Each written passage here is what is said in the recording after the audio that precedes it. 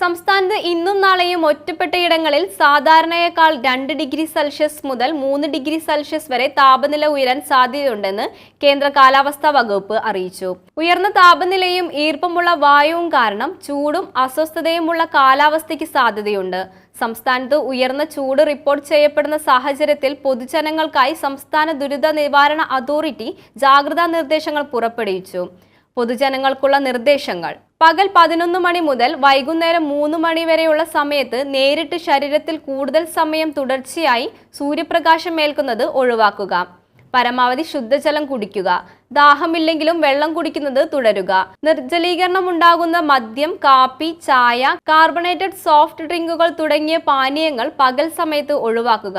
അഴഞ്ഞ ഇളം നിറത്തിലുള്ള കോട്ടൺ വസ്ത്രങ്ങൾ ധരിക്കുക. പുറത്തിറങ്ങുമ്പോൾ പാദരക്ഷകൾ ധരിക്കുക.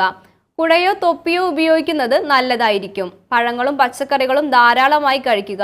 ORS ലായനി, സംഭാരം തുടങ്ങിയവയുടെ ഉപയോഗം പ്രോത്സാഹിപ്പിക്കുക. മാർക്കറ്റുകൾ, കെട്ടിടങ്ങൾ, മാലിന്യ ശേഖരണ നിക്ഷേപ കേന്ദ്രങ്ങൾ തുടങ്ങിയ ഇടങ്ങളിൽ തീപിടുത്തം വർദ്ധിക്കാനും വ്യാപിക്കാനുമുള്ള സാധ്യത കൂടുതലാണ്. ഫയർ ഓഡിറ്റ് നടത്തേണ്ടതും കൃത്യമായ സുരക്ഷാ മുൻകരുതലുകൾ സ്വീകരിക്കുകയും ചെയ്യേണ്ടതാണ്. ഇതോട് ചേർന്ന് താമസിക്കുന്നവരും സ്ഥാപനങ്ങൾ നടത്തുന്നവരും പ്രത്യേക ജാഗ്രത പാലിക്കുക. ചൂട് അധികമാകുന്ന സാഹചര്യത്തിൽ കാട്ടുതീ വ്യാപിക്കാനും സാധ്യതയുണ്ട്.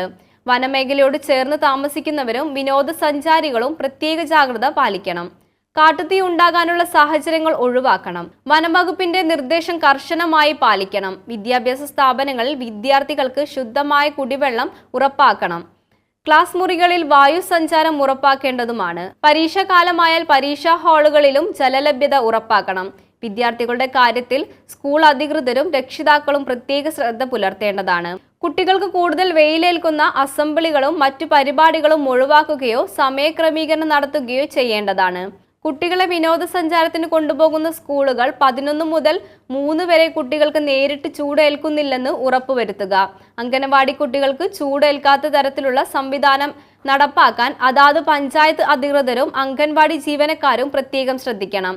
കിടപ്പ് രോഗികൾ, പ്രായമായവർ, ഗർഭിണികൾ, കുട്ടികൾ, ഭിന്നശേഷിക്കാർ, മറ്റു രോഗങ്ങൾ മൂലമുള്ള അവശത അനുഭവിക്കുന്നവർ തുടങ്ങിയ വിഭാഗത്തിൽ പകൽ 11 മുതൽ 3 വരെ നേരിട്ട് സൂര്യപ്രകാശം ഏൽക്കാതിരിക്കാൻ പ്രത്യേകം ശ്രദ്ധിക്കണം. ഇത്തരം വിഭാഗക്കാർക്ക് എളുപ്പത്തിൽ സൂര്യാഘാതം ഏൽക്കാനും സാധ്യതയുള്ളതിനാൽ ഇവരുടെ കാര്യത്തിൽ പ്രത്യേക ശ്രദ്ധ പുലർത്തേണ്ടതാണ്.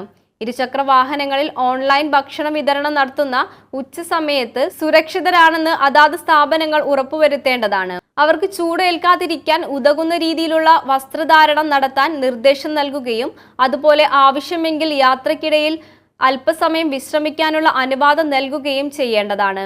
മാധ്യമപ്രവർത്തകരും പോലീസ് ഉദ്യോഗസ്ഥരും ഈ സമയത്ത് കുടകൾ ഉപയോഗിക്കുന്നതും നേരിട്ട് വെയിലേൽക്കാതിരിക്കാൻ ശ്രദ്ധിക്കുകയും ചെയ്യുക. ജോലിയിൽ ഏർപ്പെട്ടിരിക്കുന്ന ഉദ്യോഗസ്ഥർക്കും കുടിവെള്ളം നൽകാൻ നിർജ്ജലീകരണം തടയുവാനും സഹായിക്കുക. കുടിവെള്ളം, തണൽ എന്നിവ ലഭ്യമാണെന്ന് സംഘാടകർ ഉറപ്പുവരുത്തുക. പകൽ 11 മുതൽ വൈകുന്നേരം 3 വരെ കഴിവതും സമ്മേളനങ്ങൾ ഒഴിവാക്കുക. യാത്രയിൽ ഏർപ്പെടുന്നവർ ആവശ്യമായ വിശ്രമത്തോടെ യാത്ര ചെയ്യുകയും നല്ലത്. വെള്ളം കയ്യിൽ കരുതുക. നിർമ്മാണ തൊഴിലാളികൾ, കർഷക തൊഴിലാളികൾ, വഴിയോര കച്ചവടക്കാർ, മറ്റേതെങ്കിലും കാഠിന്യമുള്ള ജോലികൾ ഏർപ്പെടുന്നവർ എന്നിവർ ജോലി സമയം ക്രമീകരിക്കുക. ജോലിയിൽ ആവശ്യമായ വിശ്രമം ഉറപ്പുവരുത്തുക. ഉച്ചവെയിൽ കന്നുകാലികളെ മേയ്ക്കാൻ വിടുന്നതും മറ്റു വളർത്തുമൃഗങ്ങളെ വെയിലത്ത് കെട്ടിയിടുന്നതും ഒഴിവാക്കണം. മൃഗങ്ങൾക്കും പക്ഷികൾക്കും ജലലഭ്യത ഉറപ്പാക്കുക. കുട്ടികളെയോ വളർത്തുമൃഗങ്ങളെയോ പാർക്ക് ചെയ്ത വാഹനങ്ങളിൽ ഇരുത്തി പോകാതിരിക്കുക. ജലം പാഴാക്കാതെ ഉപയോഗിക്കാനും മഴ ലഭിക്കുമ്പോൾ പരമാവധി ജലം സംഭരിക്കാനുമുള്ള നടപടികൾ സ്വീകരിക്കണം. നിർജ്ജലീകരണം തടയാൻ കുടിവെള്ളം എപ്പോഴും ഒരു ചെറിയ കുപ്പിയിൽ കയ്യിലെടുക്കുക. അസ്വസ്ഥതകൾ അനുഭവപ്പെട്ടാൽ ഉടൻ വിശ്രമിക്കുകയും വൈദ്യസഹായം തേടുകയും ചെയ്യണമെന്ന് നിർദ്ദേശത്തിൽ പറയുന്നു.